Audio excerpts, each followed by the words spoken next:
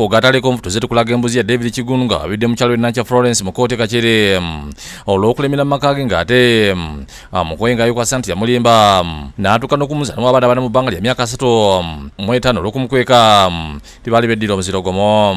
Oyo ye namuddu nze Tamale nze ndi Buganda kitaawe ye Mugerwa ewaabwe Mbalala ku 2 amuddirako ddala ye Nassali yankweka n'anfera bigwamu nga n'omwana asemba yali myaka 7 n'entabuka kyova abantu kati ensonyi zimuluma. Mu kkooti y'omulamuzi David Kacere baamala ebbanga lya makumulambira omulamuzi Kenneth Gimugu era atwala kkooti eno n'akusingisa Kigundu era n'amuwa ebiragiro omwali okuleka mukyala we abeere maka gano naye nga bawudde ebisengo okulira Nankyettaka amazimbireko amaka mu mannya ge bw'abeera ayagala bawukane okumulabirira n'okuberera omwana waabwe obuwala akyali mu ssomero.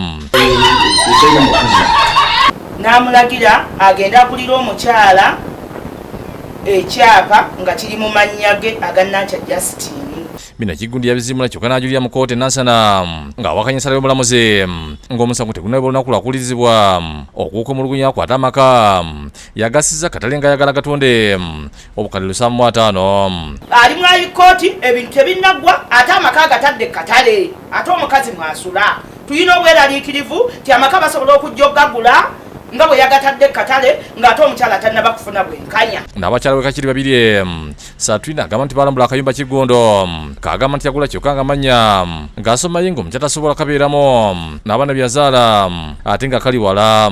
Bwe twatuuka e Masaka nga tunaatera okutuuka ku kikubo ekigenda Mbalala we twawetera ne tudda kukyekako ne tutambula ne tugenda kukyekako ne tukiyisa ne tugendayo ku kikubo ky'okunnyanja ekikubo ky'okunnyanja ne tukivaako ne tukwata ku kyettaka ne tugenda ne tweyongerayo. Bwe twatuuka ku kyettaka n'ekyettaka ne tukivaako ne tukkirira kakuba akatono.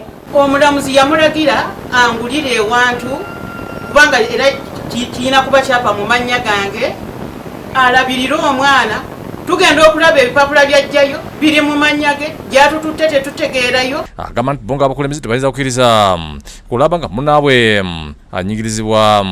Nze nali mu nsonga za mwami Kigundu ne mukyala Kigundu okuva emabega yonna kati emyaka 3 kwena. Ensonga zino tezinnaggwa. Kigundu yafuna okwemulugunya n'agenda mu kkooti ey'e Nansana. Ndabula mwenna abakampuni b'amataka abajjanga mujja okutunda ennyumba eno eya mwami Kigundu. Ebintu tebinnagwa era omukyala mwasula. Tusaba abo ab'ebitiibwa ab'obuyinza ab'amateeka mutuwe okusalawo okutuufu. Nankyategeeza n'amaka gano mwakyabeera nga kkooti bwe yamulagira kyokka kyamawunyisiza okulira nti baamaka agatadde katale. Mu nnyumba mwembeera era nze mbadde simanyi nti n'amaka gali mu katale kubanga omusango tegunnaggwa n'ebyentwaza mu high court sibimanyi kubanga agamba yantwala mu high court teyakkiriziganya na nsala ya mulamuzi. Agamba nti siwagavamu okutuusa nga bba Kigondo atuukiriza kkooti byamulagira okola. Kooti ey'e Kakiri okusinziira nga bwe yalagira obw'omulamuzi James Dimuko naŋŋamba sirina kuvaawo nga sinnafuna bwenkanya era sivaawo okutuusa nga nfunye obwenkanya. Wabula Kigundu atuukiddwa ku simu ategeeza nti si musango okutunda amaka ge n'ensonga ziri mu kkooti. Bangambye amaka ate ogatunda. Waliwo omusango? Mbadde njagadde kkakasa. Twayizamu ne munnamateekero omubaka wa Kitundu East Muwaddankunyi ategeeza nti Kigundu tasobola kutunda amaka gano nga tafunye okusala mukyala we wadde ng'ekyapa kisomayo yeka. Amaka ago tosobola gatunda okujjako ng'ofunye olukusa oba gye tuyita consent ey'omukyala bw'aba mwami yatunda oba ey'omwami bw'aba mukyala yatunda.